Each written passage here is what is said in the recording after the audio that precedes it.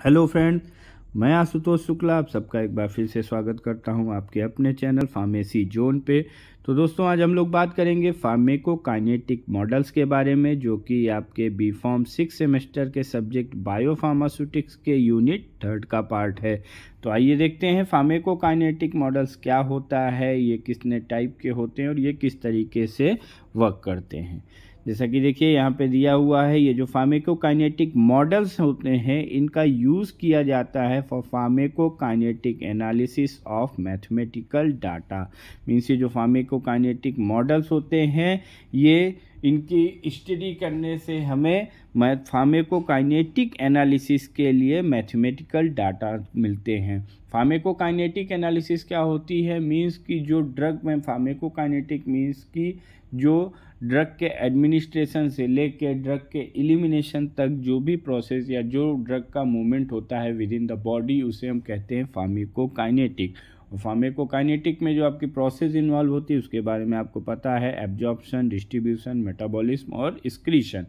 तो जो ये ड्रग का मूवमेंट होता है, जो drug movement with in the body is a complex process. जो ड्रग का मूवमेंट होता है विद इन द बॉडी ये बहुत ही कॉम्प्लेक्स प्रोसेस होती है। तो अगर हम इसको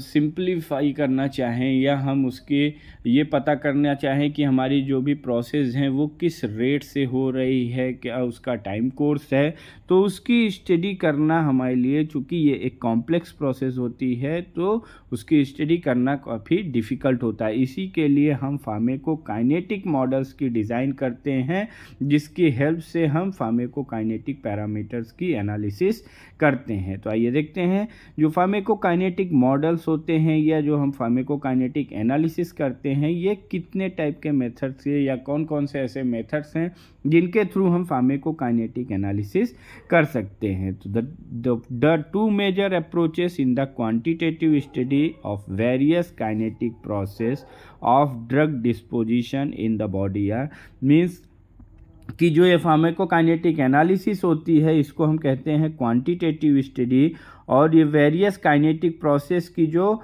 क्वांटिटेटिव स्टडी होती है या जो एनालिसिस होती है वो हम दो तरीके से कर सकते हैं। The two major approaches means दो मेथड होते हैं जिनके थ्रू हम फार्मेकोकाइनेटिक एनालिसिस कर सकते हैं। पहला मेथड है आपका model approach and second one is model independent approach, जिसे हम नॉन कंपार्टमेंट एनालिसिस भी कहते हैं। मीन्स मॉडल अप्रोच का मतलब यहाँ पे हम फार्मेकोकाइनेटिक्स मॉडल्स का यूज़ करते हैं for the analysis of pharmacokinetic parameters, और दूसरा है मॉडल इंडिपेंडेंट अप्रोच, मीन्स कि यहाँ पे हम किसी भी मॉडल की हेल्प से नहीं, हम किसी दूसरे मेथड से फार्मेकोकाइनेटिक पैरामीटर्स की एनालिसिस करते हैं। अब देखते हैं ये जो मेथड ऑफ एनालिसिस है ये दो टाइप के होते हैं, model approach and model independent approach. Model independent approach को हम नॉन कंपार्टमेंटल एनालिसिस भी कहते हैं। मॉडल अप्रोच जो होता है आपका ये फर्दर 3 पार्ट्स में डिवाइड किया जाता है। First one is compartment model, second one is physiological model and third one is distributed parameter model. Means जो फिजियोलॉजिकल मॉडल्स होते हैं ये 3 टाइप के होते हैं, compartment model, physiological model and distributed parameter model. Compartment model आपका further 2 type का होता है, mammillary model and catenary model, and then physiological model is also of 2 type. Then first one is perfusion limited model and second one is diffusion limited model. ये हमने देख लिया कि हम कितने मेथड से फार्मेकोकाइनेटिक पैरामीटर्स की एनालिसिस करते हैं। तो 2 तरीके के मेथड हैं, model approach and model independent approach. Model approach हमारा या जो हमारे मॉडल्स होते हैं, जो फार्मेकोकाइनेटिक मॉडल्स होते हैं ये 3 तरीके के होते हैं, compartment, physiological and distributed parameter model. अब हम देखते हैं फार्मेकोकाइनेटिक मॉडल अप्रोच क्या होता है। तो फार्मेकोकाइनेटिक जो मॉडल्स होते हैं, pharmacokinetic models provide concise means of expressing mathematically और quantitatively the time course of drug throughout the body and compute meaningful pharmacokinetic parameter.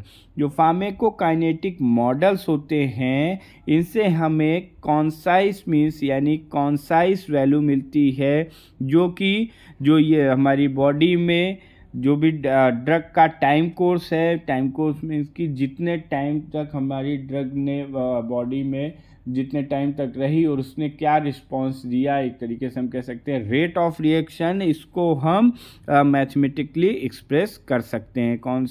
Concise means या कॉन्साइज वैल्यू इसलिए देते हैं ये pharmacokinetic models because pharmacokinetic models are hypothetical model. These models are not they are not a real physiological or anatomical reason। Pharmacokinetic models एक hypothetical models होते हैं, इसकी वजह से ये हमें एक कॉन्साइज वैल्यू देते हैं जिनकी हेल्प से हम टाइम कोर्स ऑफ ड्रग या फार्माकोकाइनेटिक पैरामीटर्स की स्टडी करते हैं। अब देखते हैं एप्लीकेशंस या यूजेस क्या क्या हैं फार्माकोकाइनेटिक मॉडल्स के। तो सबसे पहला जो ये इसका यूज़ है, इसके थ्रू हम फार्माकोकाइनेटिक मॉडल की स्टडी करने से हम किसी भी ड्रग के बिहेवियर को, पेशेंट में किसी भी ड्रग के बिहेवियर को कैरेक्टराइज कर सकते हैं।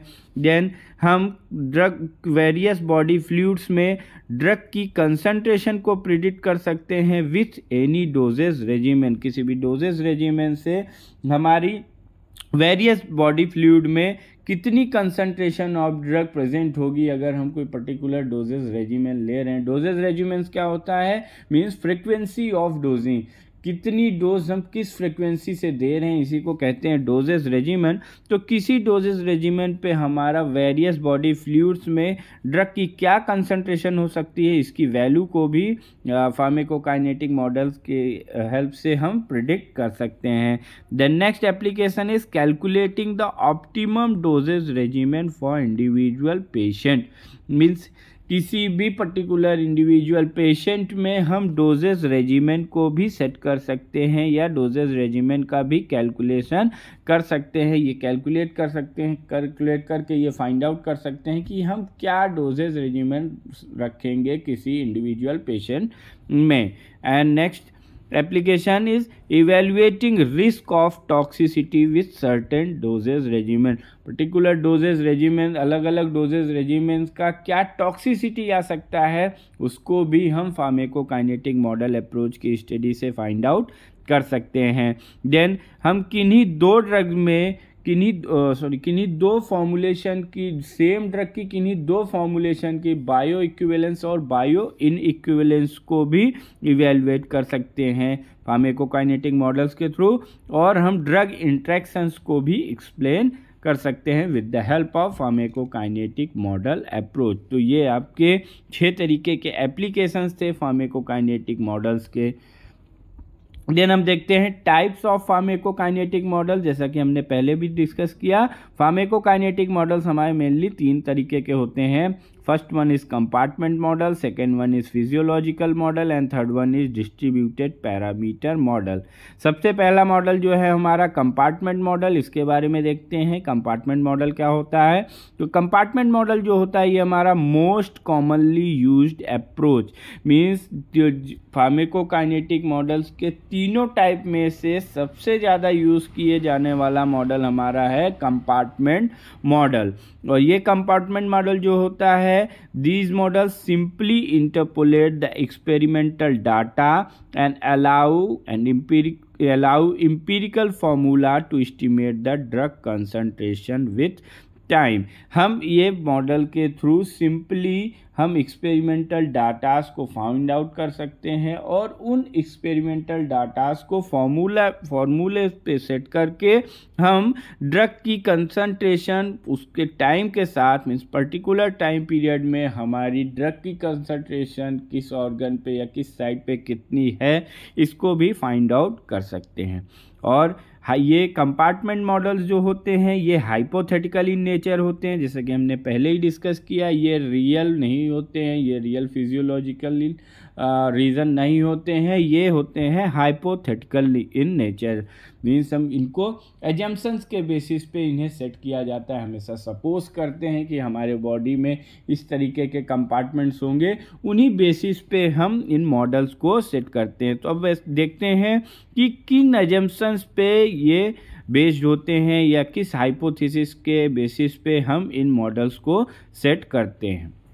तो जब जो कंपार्टमेंट मॉडल को सेट करने के लिए जो सबसे पहला एजम्पशन है वो ये है कि हमारी बॉडी, हम ये सपोज करके चलते हैं या ये एज्यूम करके चलते हैं कि हमारी जो बॉडी है ये रिप्रेजेंट करती है series of compartments arrange means हमारी बॉडी जो होती है, हम ये एज्यूम करते हैं कि हमारी बॉडी डिफरेंट कंपार्टमेंट्स की बनी हुई होती है, और ये जो कंपार्टमेंट्स होते हैं ये एक दूसरे से सीरीज़ या पैरेलल वे में अटैच होते हैं। मीन्स ये सीरीज़ फॉर्म में, जैसे कि ट्रेन के डिब्बे होते हैं उस तरीके से एक दूसरे से जुड़े रहते हैं, या पैरेलल वे में ये एक दूसरे से अटैच रहते हैं। और इन ईच कंपार्टमेंट, इस कंपार्टमेंट में, एक कंपार्टमेंट से दूसरे कंपार्टमेंट में जो कम्युनिकेशन होता है, या हम जो कह सकते हैं कि जो इसमें ड्रग का मूवमेंट होता है या ड्रग का ट्रांसपोर्ट होता है वो रिवर्सिबल होता है।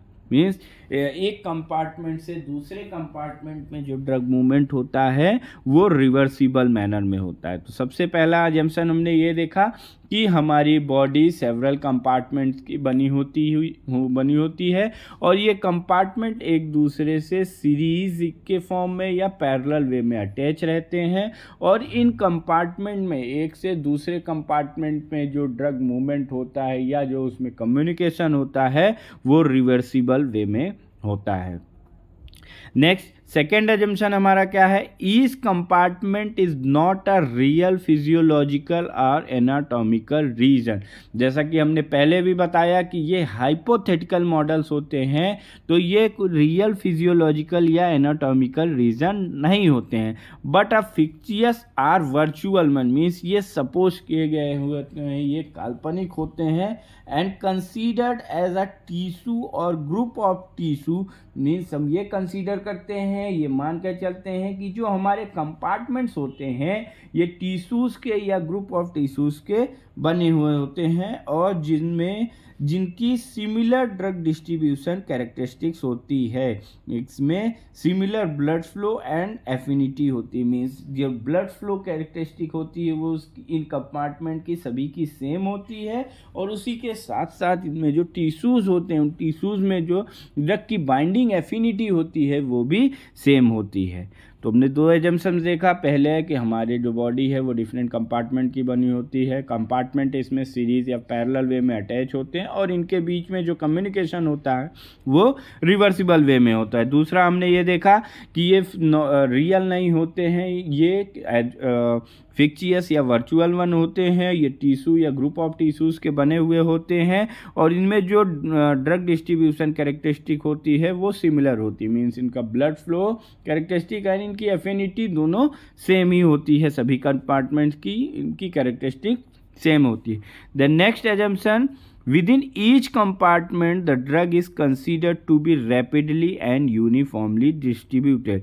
इन सभी कंपार्टमेंट में जो ड्रग होती है ये कंसीडर की जाती है कि इनका ड्रग का जो मूवमेंट होता है या जो डिस्ट्रीब्यूशन होता है वो रैपिड और यूनिफॉर्म होता है। मीन्स काफ़ी फास्ट और एक जैसा मूवमेंट होता है। And the rate of drug movement between compartment is described by first order kinetic. Means in compartment के बीच में जो ड्रग का मूवमेंट होता है, ड्रग का मूवमेंट मीन्स कंपार्टमेंट में ड्रग की एंट्री से लेके उसके एग्जिट तक ये जो मूवमेंट होता है ये फर्स्ट ऑर्डर काइनेटिक्स या फर्स्ट ऑर्डर प्रोसेस के थ्रू डिस्क्राइब किया जाता है। फर्स्ट ऑर्डर काइनेटिक्स क्या होते हैं इसको हम लोगों ने लास्ट वीडियो में डिस्कस किया था। अगर आपने उस वीडियो को नहीं देखा है तो फर्स्ट ऑर्डर काइनेटिक्स वहाँ पे उस वीडियो में, लास्ट वीडियो में आप जाके देख के उसको समझ सकते हैं। फर्स्ट ऑर्डर जो काइनेटिक्स होता है इसे हम लीनियर काइनेटिक्स भी कहते हैं। फर्स्ट ऑर्डर काइनेटिक्स में हमने देखा था कि रेट ऑफ रिएक्शन जो होती है वो हमारी डायरेक्टली प्रोपोर्शनल होती है कंसंट्रेशन के। Means higher the concentration greater the rate of reaction. तो जो इन कंपार्टमेंट के बीच में जो मूवमेंट होता है वो similar to first order kinetics या वो फर्स्ट ऑर्डर काइनेटिक के थ्रू ही डिस्क्राइब किया जाता है। And then last assumption of compartment model is rate constant are used to represent rate of entry into and exit from the compartment. जो rate constant होते हैं ये ड्रग की एंट्री और उसके एग्जिट को फ्रॉम द कंपार्टमेंट उस drug की एंट्री एंड एग्जिट को रिप्रेजेंट करते हैं। तो ये हमने 5 तरीके के एजम्पशंस देखे कंपार्टमेंट मॉडल को, जिनके बेसिस पे हम इन मॉडल्स की डिज़ाइन करते हैं या इन मॉडल्स को कंपार्टमेंट मॉडल को सेट करते हैं। नेक्स्ट हम देखते हैं कि कंपार्टमेंट मॉडल हमारे कितने टाइप के होते हैं। तो डिपेंडिंग अपॉन अरेंजमेंट पैरेलल और series compartment model are divided into 2 category. Means इनके अरेंजमेंट के बेसिस पे, और हमने पहले ही बात किया कि जो कंपार्टमेंट अरेंज होते हैं ये 2 मैनर में होते हैं, या तो ये सीरीज वे में होंगे या ये पैरेलल फॉर्म में होंगे। तो सीरीज इनके अरेंजमेंट के बेसिस पे कंपार्टमेंट को 2 पार्ट में डिवाइड किया गया। First one is mammillary model and second one is catenary model. तो सबसे पहले हम देख लेते हैं मैमिलरी मॉडल क्या होते हैं। ये मोस्ट कॉमन कंपार्टमेंट मॉडल आपके फार्माकोकाइनेटिक मॉडल में मोस्ट कॉमन मॉडल आपका कौन सा है, कंपार्टमेंट मॉडल। और कंपार्टमेंट मॉडल आपका 2 तरीके का होता है, मैमिलरी एंड कैटेनरी। तो इन दोनों में मोस्ट कॉमन मॉडल जो है आपका वो कौन सा है, मैमिलरी मॉडल। तो ये मैमिलरी मॉडल आपका मोस्ट कॉमन कंपार्टमेंट मॉडल है। और ये एक पेरीफेरल, इसमें कई 1 और मोर पेरीफेरल कंपार्टमेंट होते हैं जो कि सेंट्रल कंपार्टमेंट से अटैच होते हैं। मींस कि इसमें एक सेंट्रल कंपार्टमेंट होगा जो कि ये मान लीजिए आपका सेंट्रल कंपार्टमेंट हो गया। ये एक या एक से ज़्यादा पेरीफेरल कंपार्टमेंट ये जो होंगे, ये जो इस सेंट्रल कंपार्टमेंट से अटैच होंगे, इन कंपार्टमेंट को हम क्या कहेंगे, पेरीफेरल कंपार्टमेंट। तो जो हमारा मैमिलरी मॉडल होता है इसमें एक या एक से ज़्यादा पेरीफेरल कंपार्टमेंट्स होते हैं जो कि सेंट्रल कंपार्टमेंट से अटैच होते हैं। सेंट्रल कंपार्टमेंट जो होता है ये हाईली वैस्कुलर कंपार्टमेंट्स होते हैं। ये जो हाईली वैस्कुलर कंपार्टमेंट्स होते हैं, और ये सेंट्रल कंपार्टमेंट देखिए comprises of plasma and highly perfused tissues such as lungs, liver, kidney etcetera which rapidly equilibrate with the drug.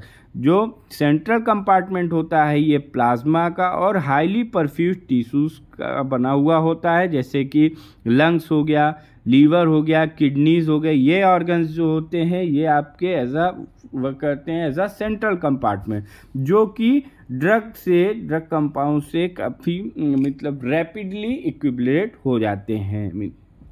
Then next जो कैरेक्टरिस्टिक है सेंट्रल कंपार्टमेंट की, the drug is directly absorb in this compartment. Drug सबसे पहले या direct absorb होती है central compartment में, then इस सेंट्रल कंपार्टमेंट से फर्दर ड्रग का डिस्ट्रीब्यूशन होता है पेरीफेरल कंपार्टमेंट में। And elimination too occurs from this compartment means कि ड्रग का एब्जॉर्प्शन और एलिमिनेशन दोनों ही इसी सेंट्रल कंपार्टमेंट से होगा। तो हमने देख लिया कि मैमिलरी मॉडल जो होता है, मैमिलरी मॉडल में हमारा एक सेंट्रल कंपार्टमेंट होता है जिससे एक या एक से ज़्यादा पेरीफेरल कंपार्टमेंट्स अटैच होते हैं। और जो ये हमारा सेंट्रल कंपार्टमेंट होता है ये प्लाज्मा और हाईली परफ्यूज टिश्यूज़ का बना हुआ होता है, जैसे कि इसके एग्जांपल्स हैं कौन से ऐसे आर्गन्स होते हैं जो कि as a central compartment work करते हैं। These organs are lungs, livers, kidney etcetera, जो कि ड्रग से रैपिडली इक्विलिब्रेट हो जाते हैं। और ड्रग जो होती है वो डायरेक्टली सेंट्रल कंपार्टमेंट में एब्जॉर्ब होती है और इसी सेंट्रल कंपार्टमेंट से ड्रग का एलिमिनेशन भी होता है। जो दूसरा कंपार्टमेंट था मैमिलरी मॉडल का वो है आपका पेरीफेरल कंपार्टमेंट, जिसे हम टिश्यू कंपार्टमेंट भी कहते हैं। And peripheral compartments are those with poor vascularity and poor perfusion. Means इनका जो वैस्कुलरिटी होती है और ये जो इनका परफ्यूज़न रेट होता है, अगर इसको हम कंपेयर करते हैं सेंट्रल कंपार्टमेंट से, तो सेंट्रल कंपार्टमेंट के कंपैरिजन में इनकी वैस्कुलरिटी पुअर होती है, उसके साथ साथ परफ्यूज़न भी पेरीफेरल कंपार्टमेंट का पुअर होता है। And movement of drug between compartment is defined by characteristic first order ये डेट नहीं रेट होगा, रेट कांस्टेंट डिनोटेड बाय के। जैसा कि हमने पहले ही डिस्कस कर लिया कि जो रेट कांस्टेंट होंगे ये ड्रग के मूवमेंट को डिफाइन करेंगे, और रेट कांस्टेंट को हम डिफाइन करते हैं, इसे डिनोट करते हैं के से। तो हमने देख लिया कंपार्टमेंट मॉडल हमारे दो तरीके के होते हैं, मैमेलरी एंड कैटेनरी। मैमेलरी मॉडल हमारा सेंट्रल और पेरिफेरल कंपार्टमेंट से बना होता है, जिसमें एक सेंट्रल कंपार्टमेंट होगा जिससे कि एक या एक से ज़्यादा पेरिफेरल कंपार्टमेंट्स होंगे। Central compartment highly perfuse tissue और प्लाज्मा का बना हुआ होगा। इसमें एब्जॉर्प्शन और इलिमिनेशन दोनों सेंट्रल कंपार्टमेंट से होगा, और जो पेरिफेरल कंपार्टमेंट्स होंगे ये सेंट्रल कंपार्टमेंट के कंपेरिजन में इनकी वैस्कुलरिटी और परफ्यूजन पुअर होगा। देन नेक्स्ट हम देख लेते हैं कंपार्टमेंट मैमेलरी मॉडल के टाइप। मॉडल 1, ये हमारा मॉडल 1 है। यहाँ पे ये देखिए, इसमें ये जो कंपार्टमेंट है ये कंपार्टमेंट 1 है, कुछ इस तरीके का है ये compartment 1 means 1 compartment open model में ये आपका है 1 compartment open model IV bolus administration. यहाँ पे हम ये एज्यूम करते हैं कि हमारी बॉडी जो है वो एक ही कंपार्टमेंट की बनी हुई है, तो ये यहाँ पे कुछ रिप्रेजेंट करेगी इस तरीके से K10 का मतलब है कि यहाँ के हो गया आपका रेट ऑफ एंट्री 1 रिप्रेजेंट करेगा एब्जॉर्प्शन को, एंड 0 रिप्रेजेंट करेगा इलिमिनेशन को। तो यहाँ पे ये कि हमने आईवी दिया तो डायरेक्ट हमारी 100% ऑफ ड्रग एब्जॉर्ब हुई, और वो फिर इसी कंपार्टमेंट से ड्रग का इलिमिनेशन हो गया। देन नेक्स्ट है आपका जो मॉडल 2 है, वो है 1 compartment open model IV bolus administration. 1 compartment open model IV bolus administration का मतलब यहाँ पे आप देखिए K01 है, और ये 1 कंपार्टमेंट से आके 1 कंपार्टमेंट आ रही है, फिर K10 मीन्स कि पहले ड्रग हमारी आई और इसमें फिर हमारी ड्रग का ओरल एक्स्ट्रावेस्कुलर मीन्स यहाँ पे ओरल रेक्टर या अदर रूट से लिया जाएगा। आईवी में डायरेक्ट हमारी ड्रग क्या हो रही थी, कंपार्टमेंट में एब्जॉर्ब हो रही थी, इसलिए उसका एडमिनिस्ट्रेशन वाला ये एरो या ये पैरामीटर पॉइंट हम नहीं दिखा रहे थे।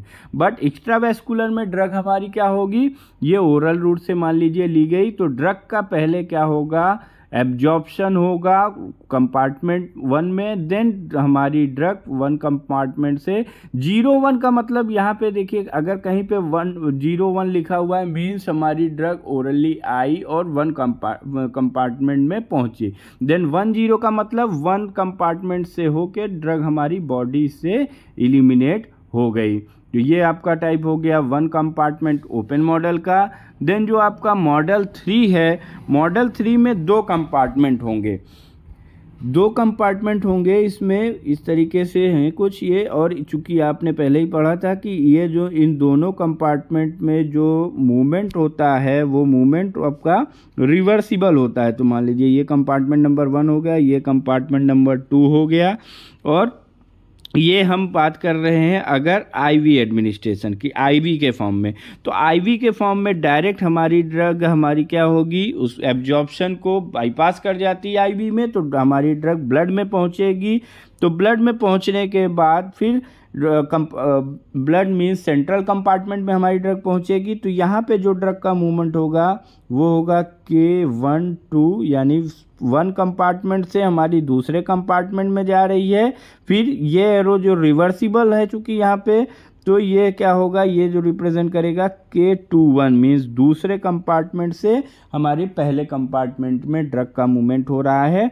फिर आपने अभी पढ़ा था कि सेंट्रल कंपार्टमेंट से ही ड्रग का इलिमिनेशन होगा, और उसी कंपार्टमेंट से ड्रग का हमारा सेंट्रल कंपार्टमेंट में ही ड्रग का एब्जॉर्प्शन होगा, और उसी कंपार्टमेंट से ड्रग का इलिमिनेशन भी होगा। तो यहाँ इलिमिनेशन को हम रिप्रेजेंट करेंगे किससे, K10 से। तो ये हमारा जो 1 कंपार्टमेंट 1 है ये हमारा हो गया सेंट्रल कंपार्टमेंट, एंड ये दूसरा कंपार्टमेंट है ये हमारा हो गया पेरिफेरल कंपार्टमेंट। और इन दोनों कंपार्टमेंट के बीच में होती है रिवर्सिबल ट्रांसपोर्ट। तो यहाँ पे वन कंपार्टमेंट से ड्रग पहुँचेगी दूसरे कंपार्टमेंट में, फिर दूसरे कंपार्टमेंट से यहाँ पे जो भी टिश्यूज़ में ड्रग बाइंड होगी, उसके बाद बाइंड होने के बाद ड्रग वापस पहुँच जाएगी सेंट्रल कंपार्टमेंट में, फिर सेंट्रल कंपार्टमेंट से ड्रग हमारी बॉडी से स्क्रीट आउट हो जाएगी। देन नेक्स्ट हम देखते हैं 2 कंपार्टमेंट ओपन मॉडल एक्स्ट्रावेस्कुलर एडमिनिस्ट्रेशन। यहाँ पे अब देखिए 2 कंपार्टमेंट ओपन मॉडल में क्या होगा कि हम क्या यहाँ ओरली ले रहे हैं या किसी अदर रूट से ले रहे हैं ड्रग को, तो ड्रग हमारी जिस भी रूट ऑफ एडमिनिस्ट्रेशन से होके एब्जॉर्ब होगी कंपार्टमेंट में, इसलिए यहाँ पे हम रिप्रेजेंट करेंगे इसको रेट कांस्टेंट 0-1 मीन्स हमारी ड्रग बॉडी के बाहर से बॉडी में आ रही है, तो हमारी ड्रग पहुंच गई सेंट्रल कंपार्टमेंट, जिसे हम कहते हैं, जिसे हम रिप्रेजेंट कर रहे हैं कंपार्टमेंट नंबर 1। फिर इससे ड्रग होके हमारी पहुंचेगी दूसरे कंपार्टमेंट में, जिसे हम रिप्रेजेंट करेंगे K12, और फिर इससे जो रिवर्सिबल ड्रग हमारी फिर सेंट्रल कंपार्टमेंट में आएगी वापस होके, इसको रिप्रेजेंट करेंगे K21 से, और फिर इसी सेंट्रल कंपार्टमेंट से हमारी ड्रग इस बॉडी से स्क्रीट आउट हो जाएगी, जिसको हम कहेंगे K10। या यहाँ से बॉडी से इस कंपार्टमेंट से ही ड्रग का एलिमिनेशन होगा, ड्रग मेटाबोलाइज होके फिर बॉडी से हमारे स्क्रीट आउट हो जाएगी। इसी तरीके से यहाँ पे 3 कंपार्टमेंट होगा, मींस इसी सेंट्रल कंपार्टमेंट से 2 पेरिफेरल कंपार्टमेंट जुड़े होंगे, और यहाँ पे भी आईवी बोलस आईवी एडमिनिस्ट्रेशन और एक्स्ट्रावेस्कुलर एडमिनिस्ट्रेशन होगा।